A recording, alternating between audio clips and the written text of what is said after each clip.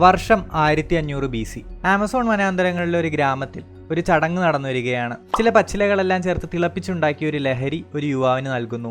അയഹുവാസ്ക എന്നാണ് ആ ലഹരിയുടെ പേര്. അവരുടെ പൂർവികരുമായി ബന്ധം സ്ഥാപിക്കാനും സംസാരിക്കാനുമുള്ള ശക്തി ഈ ലഹരിക്കുണ്ടെന്നാണ് ആ ഗോത്രം വിശ്വസിക്കുന്നത്. കുടിച്ച് കുറച്ചു സമയങ്ങൾക്കുള്ളിൽ തന്നെ ആ യുവാവിന് ബോധാവസ്ഥയിൽ ചെറിയ മാറ്റങ്ങളൊക്കെ വരാൻ തുടങ്ങുന്നു.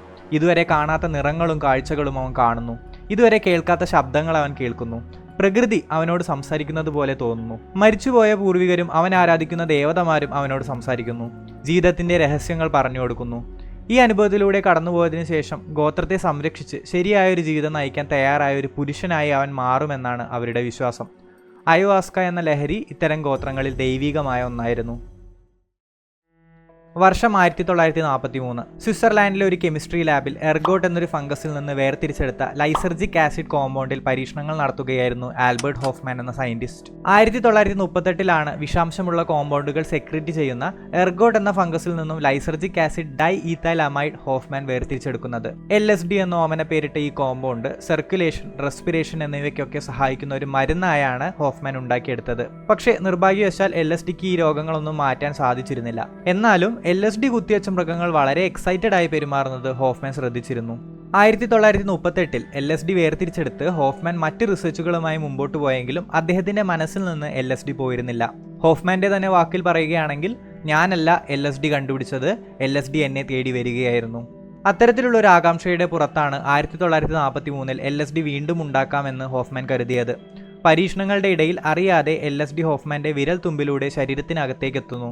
കുറച്ചു സമയത്തിനുള്ളിൽ ഒരു അസ്വസ്ഥത അനുഭവിച്ച ഹോഫ്മാൻ വീട്ടിലേക്ക് ചെല്ലുകയാണ്. ശരീരത്തിനകത്തേക്ക് പ്രവേശിച്ച LSD അതിന്റെ മാജിക് കുറച്ചു സമയത്തിനുള്ളിൽ തന്നെ കാണിക്കാൻ തുടങ്ങിയിരുന്നു. ഒരു സ്വപ്നാവസ്ഥയിലൂടെയുള്ള ഒരു സഞ്ചാരമായിരുന്നു ഹോഫ്മാൻ അനുഭവിച്ചത്. പല ഷേപ്പുകളും നിറങ്ങളും അയാൾ കണ്ടു. 2 മണിക്കൂർ ഈ അവസ്ഥ നിലനിന്നു. വളരെ ചെറിയൊരു തോതിൽ തന്നെ LSD അകത്തേക്ക് ചെന്നപ്പോൾ ഇത്രയധികം സംഭവിക്കുമെന്ന് മനസ്സിലാക്കിയ ഹോഫ്മാൻ സ്വമേധയാ LSD ശരീരത്തിൽ പരീക്ഷിക്കാൻ തീരുമാനിച്ചു. അങ്ങനെ ഏപ്രിൽ 19, 1943 ഹോഫ്മാൻ LSD കുടിക്കുകയാണ്. വീണ്ടും ഹോഫ്മാന്റെ മുമ്പിൽ അത്ഭുതങ്ങൾ പ്രത്യക്ഷപ്പെടാൻ തുടങ്ങി. തന്റെ അസിസ്റ്റന്റിന്റെ സഹായത്തോടു കൂടി വീട്ടിലെത്തിയ ഹോഫ്മാൻ വലിയൊരു ആങ്സൈറ്റി അറ്റാക്കിലൂടെയാണ് ആദ്യം കടന്നുപോയത്. തന്റെ മുറിയിലെ കസേരയും മേശയും തന്നോട് സംസാരിക്കുന്നതായി ഹോഫ്മാന് തോന്നി തുടങ്ങി. ചില സമയത്ത് താൻ മരിക്കാൻ പോവുകയാണെന്ന് വരെ ഹോഫ്മാൻ ഭയന്നു. പക്ഷേ പതിയെ ഒരു ഉന്മാദാവസ്ഥയിലേക്ക് ഹോഫ്മാൻ നീങ്ങി തുടങ്ങി. പ്രപഞ്ചത്തിലെ എല്ലാ ജീവജാലങ്ങളോടും ഹോഫ്മാന് അടങ്ങാത്ത സ്നേഹം തോന്നി തുടങ്ങി. ഈ ഒരു യൂഫോറിയ അയാൾ പൂർണ്ണമായും എൻജോയ് ചെയ്തു. തുടക്കത്തിൽ ഒരു ആങ്സൈറ്റി അറ്റാക്കിലേക്കും പിന്നീട് ഒരു യൂഫോറിയയിലേക്കും നയിച്ച LSDയെ ഹോഫ്മാൻ അത്ഭുതത്തോടെ ഗവേഷണം ചെയ്തുകൊണ്ടേയിരുന്നു. അന്നു മുതലാണ് ലോകത്തിനു മുമ്പിൽ LSD എന്ന അത്ഭുത ഡ്രഗ് അവതരിപ്പിക്കപ്പെടുന്നത്. എഴുത്തുകാരും ശാസ്ത്രജ്ഞരും പാട്ടുകാരും സിനിമാക്കാരും എല്ലാവരും LSDയുടെ പുറകെ പായാൻ തുടങ്ങി. 1950കൾക്ക് ശേഷം അമേരിക്കയിൽ ഉടലെടുത്ത ഹിപ്പി കൾച്ചറിന്റെ പ്രധാന ആകർഷണം തന്നെ LSDയുടെ ഉപയോഗമായി മാറി തുടങ്ങി. ഒരു കെമിക്കൽ കോമ്പൗണ്ട് ഇത്രമാത്രം ആളുകളിലേക്ക് എത്തുന്നത് ഭയന്ന് 1960കളിൽ തന്നെ US ഗവൺമെന്റ് LSD നിരോധിച്ചു. ആമസോൺ വനാന്തരങ്ങളിലെ ഗോത്രങ്ങൾ ഉപയോഗിച്ചിരുന്ന അയോഹാസ്ക എന്ന ദ്രാവകവും ഹോഫ്മാന്റെ LSDയും സൈക്കഡെലിക് എന്ന് കോമൺ ആയി വിളിക്കാവുന്ന ഒരു ഗ്രൂപ്പ് ഓഫ് ഡ്രഗ്സ് ആണ്. Magic mushroom, mescaline, psilocybin, DMT, MDMA തുടങ്ങിയ ഡ്രഗുകളും സൈക്കഡെലിക് ഗ്രൂപ്പിൽ വരും. കോൺഷ്യസ്നസ് ആൾട്ടറിംഗ് ഡ്രഗ്സ് എന്ന നിലയിൽ പോപ്പുലർ ആണ് സൈക്കഡെലിക്സ്. നേരത്തെ നമ്മൾ ഡിസ്കസ് ചെയ്ത കഥകളിലൊക്കെ പറഞ്ഞതുപോലെ തന്നെ നിറങ്ങൾ, ഷേപ്പുകൾ, ശബ്ദങ്ങൾ, സങ്കടം, സന്തോഷം, ഉന്മാദാവസ്ഥ ഇവയൊക്കെ ഉണ്ടാക്കാൻ സൈക്കഡെലിക്കിന് സാധിക്കും. ആയിരക്കണക്കിന് വർഷങ്ങളായി മനുഷ്യർ പ്രകൃതിയിൽ നിന്ന് തന്നെ സൈക്കഡെലിക്സ് ഉപയോഗിക്കുന്നുണ്ട്. ഹോഫ്മാന്റെ കണ്ടുപിടുത്തത്തിന് ശേഷമാണ് ലബോറട്ടറി സിന്തസൈസ്ഡ് ഡ്രഗുകൾ ശ്രദ്ധേയമായി തുടങ്ങുന്നത്.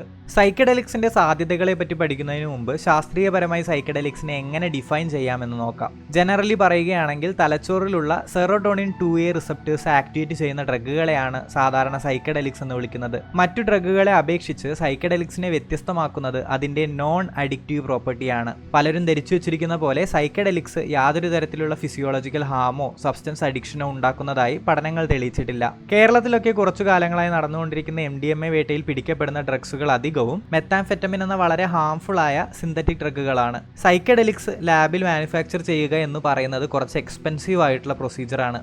അതുകൊണ്ട് LSD, MDMA എന്ന പേരിൽ നമ്മുടെ നാട്ടിൽ സജീവമാകുന്ന ഡ്രഗുകൾ പലപ്പോഴും പല കെമിക്കൽസ് മിക്സ് ചെയ്തിട്ടുള്ള മറ്റ് സിന്തറ്റിക് ഡ്രഗുകളാണെന്ന് കൂടി ഓർക്കണം. ഇതൊരു സൈക്കഡെലിക് ആണെന്നും ഇതിന് ഹാംഫുൾ സൈഡ് എഫക്ട്സ് ഒന്നും ഇല്ല എന്ന് വിചാരിച്ച് ആളുകൾ ഉപയോഗിക്കുന്ന ഈ സിന്തറ്റിക് ഡ്രഗ്സ് വലിയൊരു അഡിക്ഷനിലേക്ക് പോകുന്നതിന്റെ കാരണവും ഇത് തന്നെയാണ്. എന്താണ് സൈക്കഡെലിക്സിന്റെ പ്രത്യേകത? ഇത്ര നേരം പറഞ്ഞ ഹാലുസിനോജനിക് പ്രോപ്പർട്ടീസ് അല്ലാതെ സൈക്കഡെലിക്സിന് പ്രായോഗികമായ വല്ല ഉപയോഗവും ഉണ്ടാവാൻ സാധ്യതയുണ്ടോ? 1968 അമേരിക്കൻ ബാനിന് ശേഷം ഓൾമോസ്റ്റ് എല്ലാ രാജ്യങ്ങളും സൈക്കഡെലിക്സ് സൈക്കഡെലിക്സിന് മേലെ കർശനമായ നിയന്ത്രണങ്ങൾ ഏർപ്പെടുത്തിയിട്ടുണ്ട്. അതുകൊണ്ട് തന്നെ സൈക്കഡെലിക്സ് യൂസ് ചെയ്ത് മനുഷ്യർ നടത്തിയ റിസർച്ചുകൾ കമ്പാരിറ്റീവ്ലി കുറവാണ്. എന്നിരുന്നാലും കഴിഞ്ഞ 20 വർഷങ്ങളിൽ സൈക്കഡെലിക് റിസർച്ചുകൾ കൂടി വരുന്നുണ്ട്. സൈക്കഡെലിക്കിന്റെ മെഡിസിനൽ പ്രോപ്പർട്ടി വീണ്ടും ശ്രദ്ധേയമായിക്കൊണ്ടിരിക്കുകയാണ്. സൈക്കഡെലിക്സ് യൂസ് ചെയ്ത ഒരുപാട് ആളുകളുടെ അനുഭവങ്ങൾ ഓൺലൈൻ ഫോറംസിലൊക്കെ കാണാൻ സാധിക്കും.